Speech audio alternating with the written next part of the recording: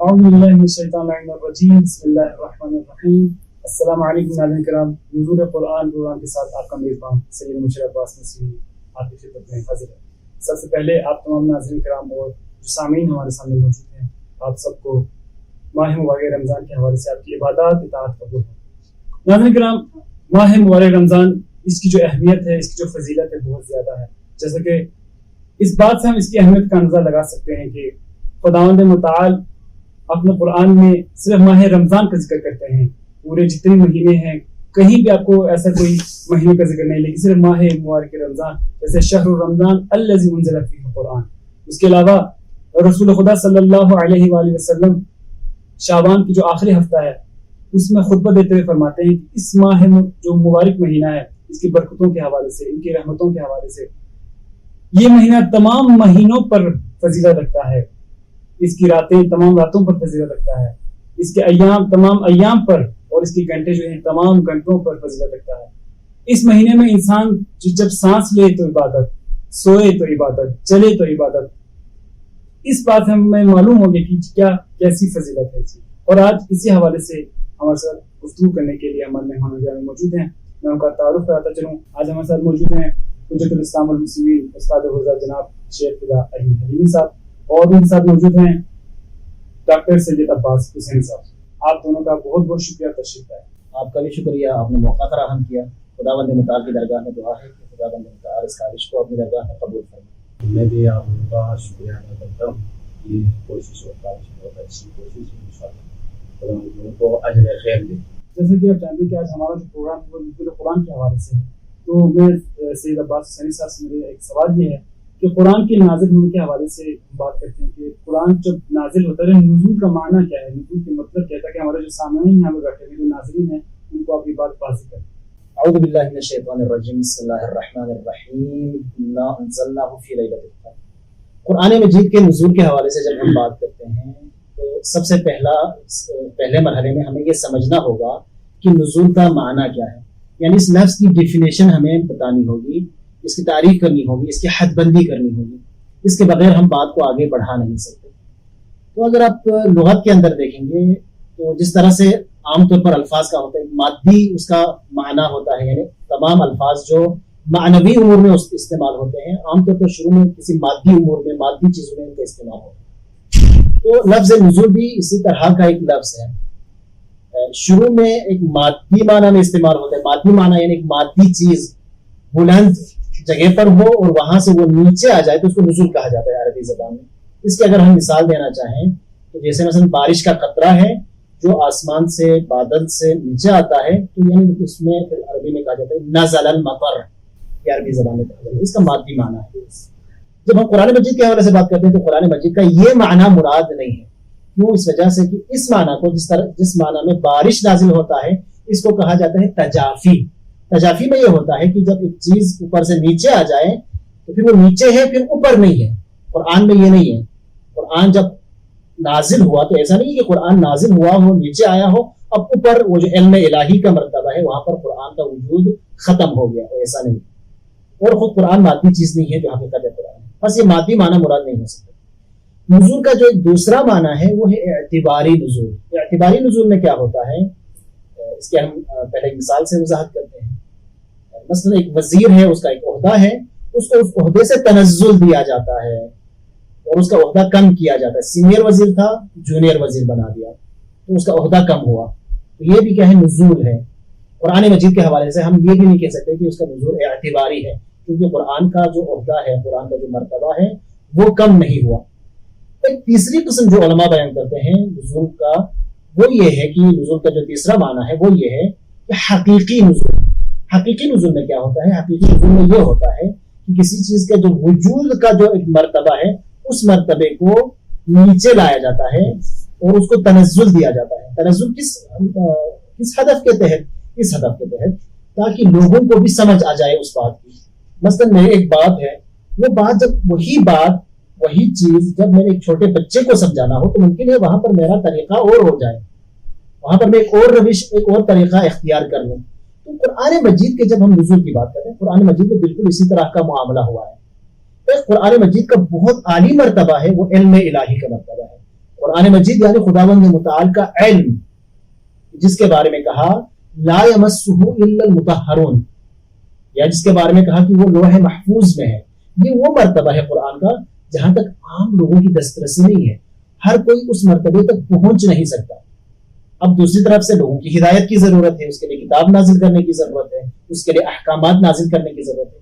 اس کام کے لیے کیا کیا خداوند متعال نے؟ یہ کیا کہ وہ جو علم الہی کا مرتبہ ہے، وہ جو لوح محفوظ میں ہے، وہ مرتبہ کہ جس کو صرف مطہرون، پاک اور پاکیزہ لوگ، معصومین اس مرتبے تک پہنچ سکتے ہیں، اسی مرتبے کو تنزل دیا، اس کو نیچے لے کے آئے، اس کو الفاظ کا، عبارات کا جامہ پہنایا، لباس پہنایا، تاکہ عام لوگ بھی اس مرتبے کے، اس حقیقی کتاب اور حقیقی علم الہی کے ایک مرتبے کو سمجھ لیں. تو جب ہم کہتے ہیں قرآن مجید نازل ہوا ہے، یا قرآن مجید جب نازل ہوا ہے وَنَزَّلْنَاهُ تَنزِيلًا، وَنَزَّلْنَاهُ تَنزِيلًا، یعنی کئی مرتبہ، کئی سٹیپس خداوند متعال نے اس قرآن مجید کی حقیقت کو الفاظ اور عبارات کا جامہ پہنا کر اس کو نیچے لے آیا تاکہ عام بشر کے لیے بھی اس کا فہم آسان ہو جائے. بس قرآن کے نزول کا معنی یہ ہے. بہت خوبصورت انداز سے آپ نے معنی بیان کیا. اب میرا سوال استاد حضرت جناب حضرت اسلام المسلمین شیخ خدا علی حنوی صاحب کے ساتھ ہے. یہ سوال میرا یہ ہے کہ قرآن کو جو ہے وہ عربی میں ہی کیوں نازل کیا گیا؟ بسم اللہ الرحمن الرحیم. قرآن عربی زبان میں نازل ہوا، اس کے بارے میں خود قرآن بھی بار بار اصرار کرتا ہے، انا انزلناہ قرآنا عربیا لعلکم تعقلون بلسان عربی مبین وکذالک انزلناہ قرآنا عربیا. لیکن ظاہر سی بات، ہر متکلم کسی بھی مخاطب سے جب گفتگو کرتا ہے تو پروردگار عالم کے قوانین میں سے قانون یہ ہے، افہام و تفہیم اور اپنے ماضی ضمیر کو منتقل کرنے کے لیے بشر کے لیے گویائی کی قوت عطا کی ہے، یعنی زبان کی نعمت عطا کی.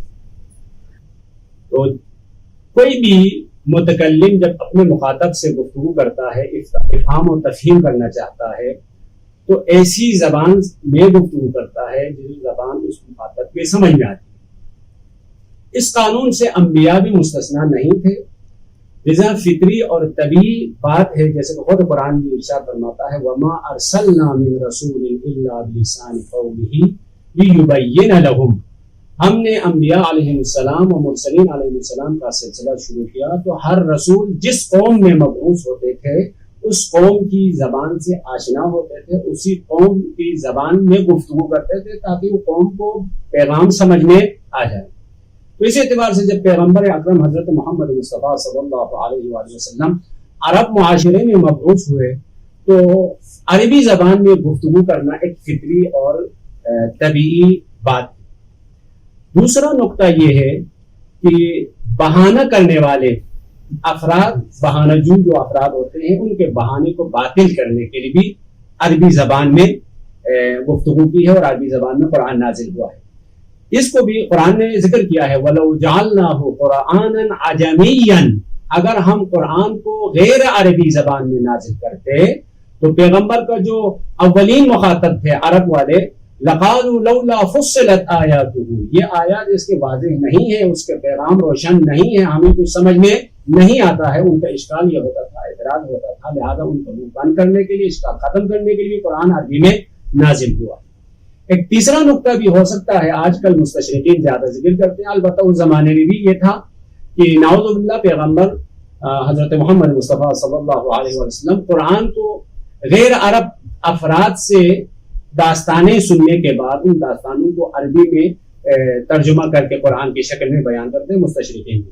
تو قرآن نے بھی یہ ذکر کیا ہے، کیونکہ اگر یہ پیغمبر जिनसे सुनते थे वो गैर अरबी थे, अजमी थे, जिनको अरबी ही नहीं आती थी। लेकिन पैगंबर जिस कुरान को अरबी जबान में पेश कर रहे हैं वो अरबी मुबीन है, बल्कि जबानों के दरमियान अरबी जबान वसी, हम गहराई के एतबार से, हम गहराई के एतबार से बरतरीन जबानों में शुमार होती है।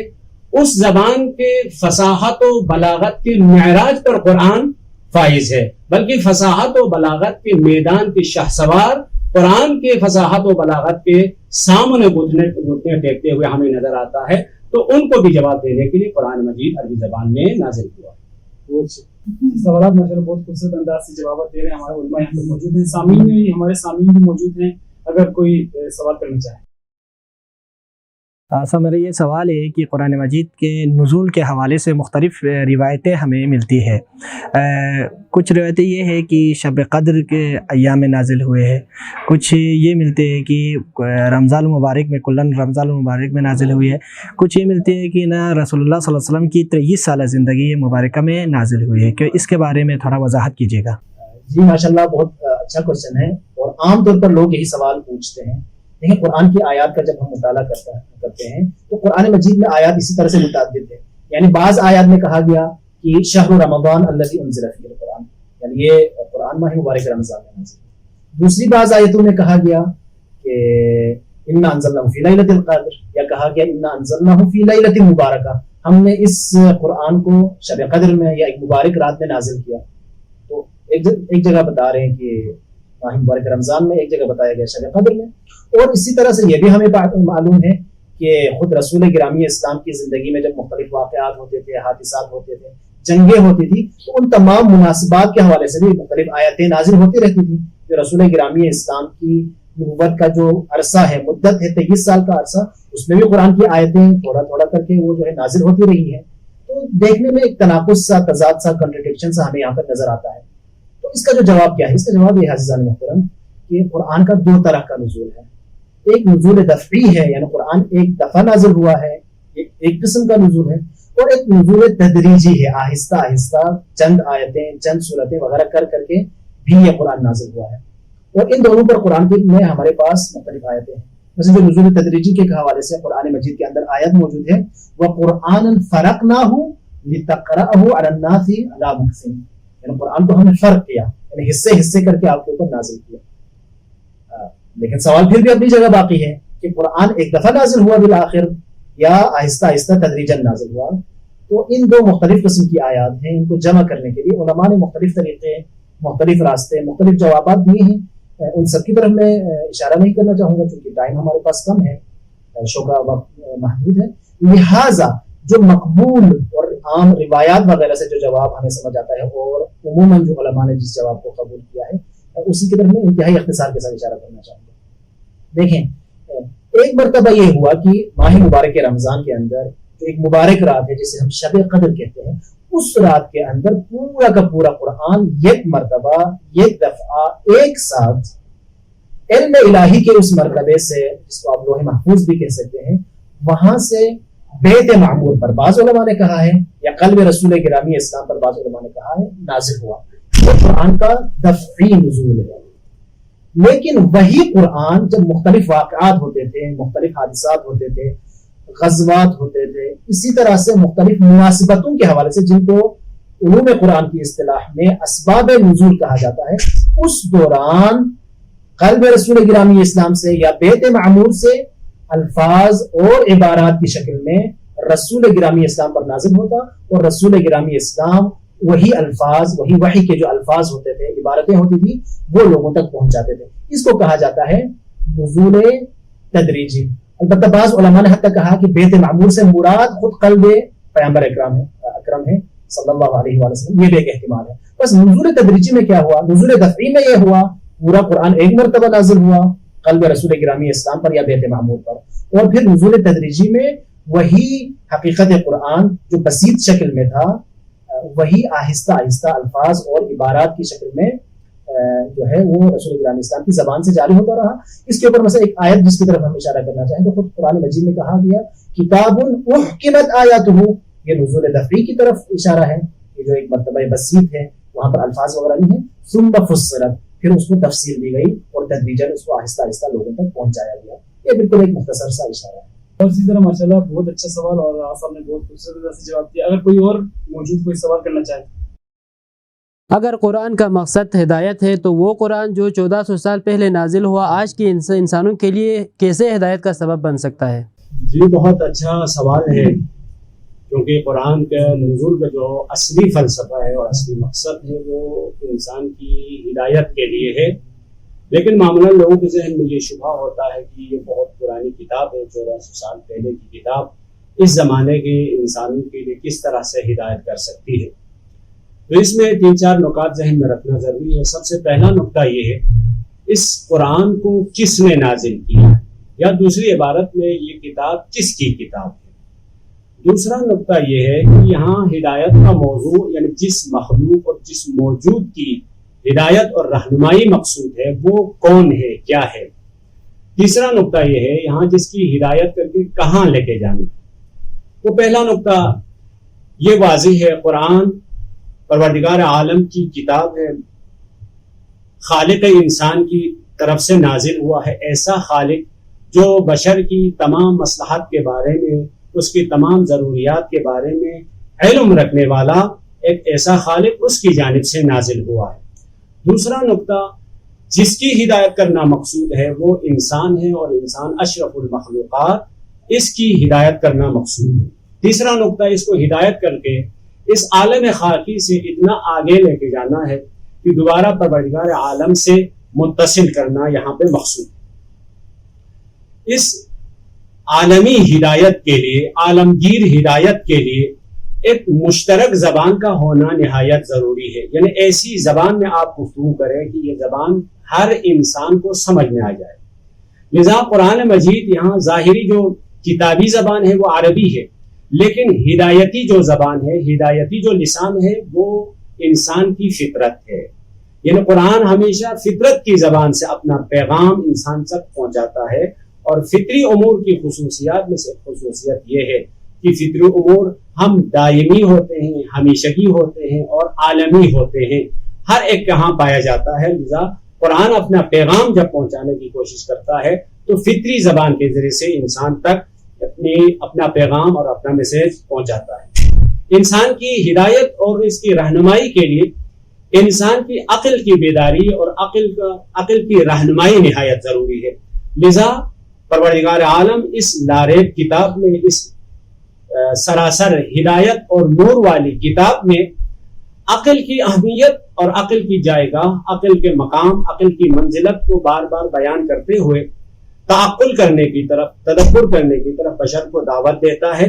اس کی اہمیت کے لیے اتنا کافی ہے کہ اس کتاب میں مادہ عقل سے کلمہ عقل 50 بار زائد اس میں استعمال ہوا ہے. مولا امیر علیہ السلام فرماتے ہیں لِيُثِيرَ لَهُمْ دَفَائِنَ الْعُقُولِ، اگر قرآن نازل ہوا ہے تو بشر کے عقلی ذخیروں میں، عقلی خزینوں میں، عقلی گنجینوں میں اشارہ کرنے کے لیے، انقلاب برپا کرنے کے لیے قرآن نازل ہوا ہے. تیسرا نقطہ انسان کی ہدایت کے لیے نہایت ضروری ہے وہ علم و آگاہی ہے. لذا قرآن مجید ایسے عقائد اور ایسے قوانین پیش کرتے ہیں، وہ عقائد خیالات اور خرافات سے پاک و منزہ اور عقل و علم و آگاہی پہ ان کی بنیاد ہے، استوار ہے.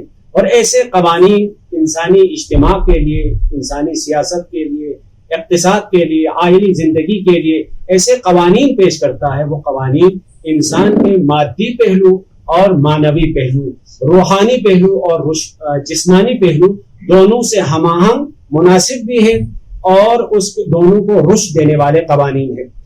قرآن اپنی ہدایت کے بارے میں ارشاد فرماتا ہے ان ھذا القرآن یہدی للتی ہی اقوم. قرآن جس راستے کی جانب ہدایت کرتا ہے، رہنمائی کرتا ہے، وہ راستہ پائیدار ترین، ثابت ترین، محکم ترین راستہ ہے. اور اس قرآن اپنے نزول کے فلسفے کو بیان کرتے ہوئے ارشاد فرماتا ہے کتاب انزلناہ الیک لتخرج الناس من الظلمات الی النور باذن ربہم. یعنی یہ قرآن نازل ہوا ہے تو فقط پڑھنے کے لیے، فقط اس سے کو متبرک سمجھنے کے لیے، فقط مقدس سمجھنے کے لیے نہیں ہے، بلکہ لتخرج الناس من الظلمات الی النور، तारिकियों से बशर को निकाल कर, बशर को नजात दिलाकर नूर की और नूरानियत की जानिब लेके जाने के लिए।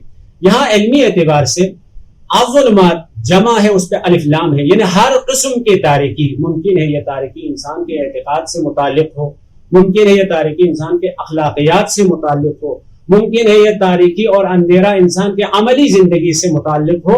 तो हर किस्म से की तारिकी से नजात पाने के लिए और नूर और नूरानियत की तरफ सफर करने के लिए कुरान नाजिल हुआ है। लेकिन अफसोस की बात यह है, हम कुरान की तालीमात पे अमल करने के बजाय कुरान के असल नुज़ूल के फलसफा और मकसद को समझने के बजाय फकत कुरान पढ़ने और कुरान को मुतबर्रिक समझने पे इत्तिफा करते हैं। इसीलिए अल्लामा मोहम्मद इकबाल लाहौरी इरशाद फरमाते हैं, नक्श कुरान चूंकि बर आलम नशस, नक्शहाए पाप का हीन रा शिकस, फाश गोयम आंच दर दिल मुजमरस, इन किताबी नीस चीज दीगरस, चूंकि बर जान रफ जान दीगर शवत, जान चूं दीगर शवत जहान दीगर शवत। यानी अगर ये किताब जिसको अब हम अपने वजूद का हिस्सा करार दें, इसकी तालीमात पे हम अमल करें, तो इसकी वजह से इंसान की जान में, इंसान के नफ्स में, इंसान के वजूद में तब्दीली आएगी, इनकलाब आएगा। जब इंसान के वजूद में इनकलाब आएगा, तब्दीली आएगी, तो जहान में भी तब्दीली आ सकती है, जहान में भी इनकलाब आ सकता है। जी तो नाज़रीन किराम, उम्मीद करते हैं आपने हमारा प्रोग्राम पसंद किया होगा। बहुत खूबसूरत अंदाज से हमारे जो उलमा थे यहाँ पर, जो मेहमान गिरामी थे, बहुत खूबसूरत अंदाज से उन्होंने अपने बयानात को आपके सामने रखा। हमारे सामीन ने भी बहुत इस्तफादा किया और सवालात किए और उनके जवाबात भी बहुत खूबसूरत अंदाज से हमारे जो मेहमान थे। ये उम्मीद करते हैं आपने हमारा प्रोग्राम पसंद किया होगा। इंशाल्लाह फिर आपसे दोबारा मुलाकात होती है। इस वक्त के लिए अपने मेज़बान को इजाज़त दीजिएगा। अस्सलामु अलैकुम व रहमतुल्लाहि व बरकातहू।